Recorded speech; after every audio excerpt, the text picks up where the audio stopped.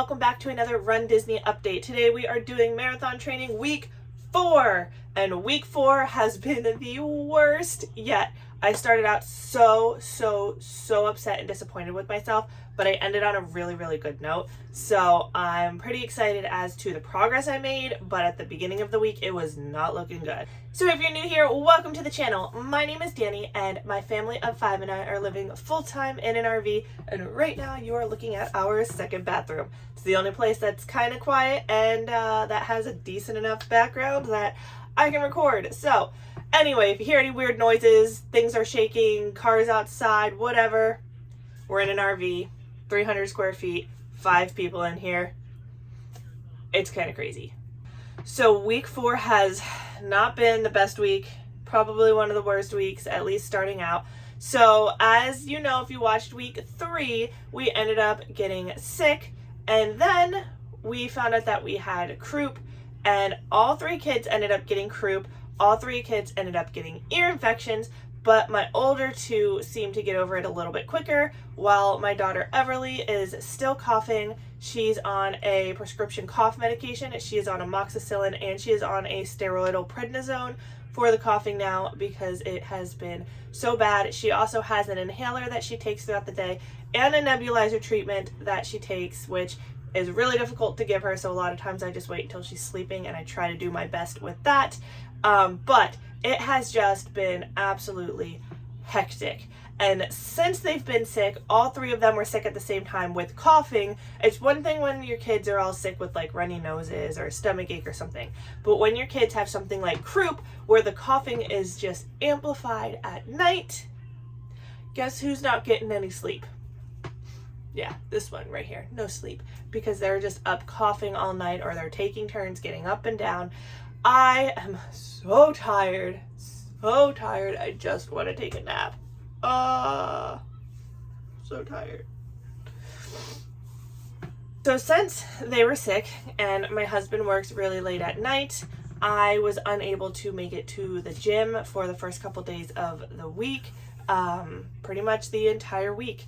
I can't take them to the little daycare kids club that they have there. And since my husband works until after 8 p.m. and the gym closes at 10 p.m. and it's about a 15 or 20 minute drive there, I wasn't able to go. But I did manage to squeeze in one day at the gym that's on the RV park. And the gym there is really super teeny tiny, but I was like, you know what, I'll go anyways.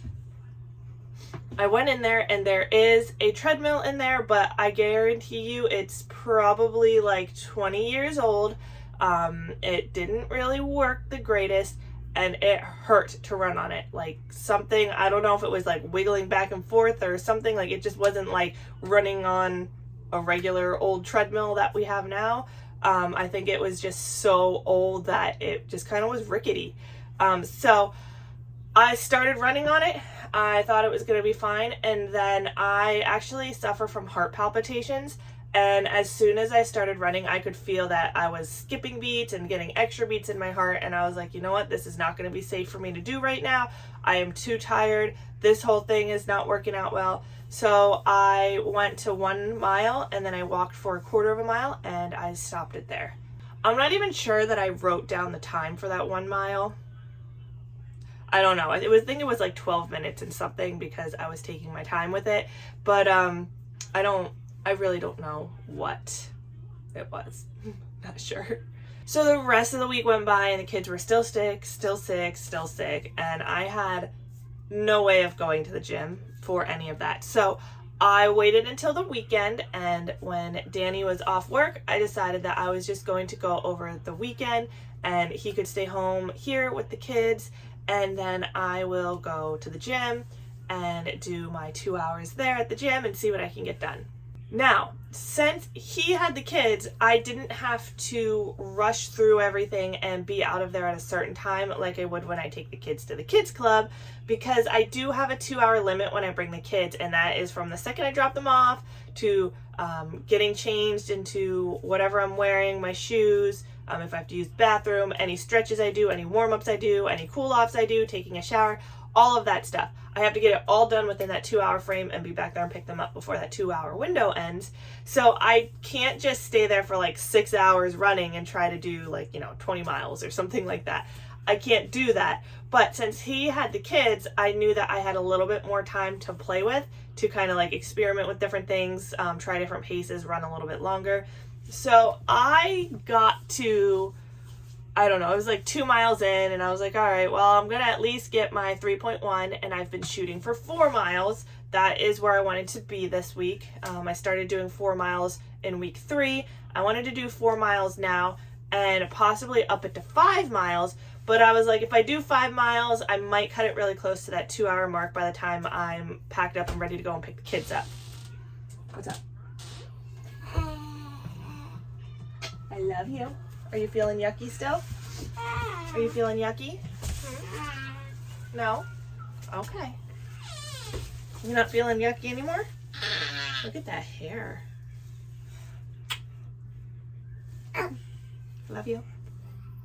I wanted to try to push it to 5 miles and see where I was at. And then I kind of thought, well, it'd be interesting to see if I could do a full 10K. If I could get out the door in 2 hours when Danny had the kids at home, then I could work up towards making that quicker while I'm at the gym, and I could make doing a 10K my target goal. So, what did mommy do? Oh my gosh. What? What did mommy do? I don't know. You don't know?